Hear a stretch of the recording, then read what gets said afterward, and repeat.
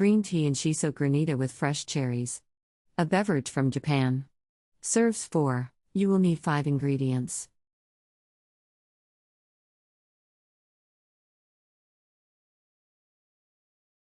Step 1.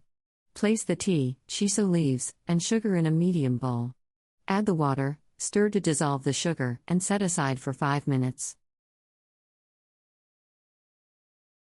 Step 2. Strain into a clean bowl and set aside to cool to room temperature.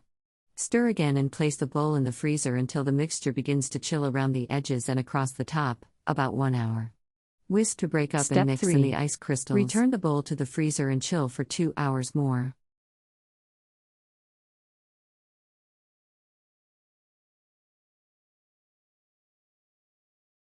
Step 4. Whisk again, breaking up the ice crystals and stirring to make an evenly granulated mixture.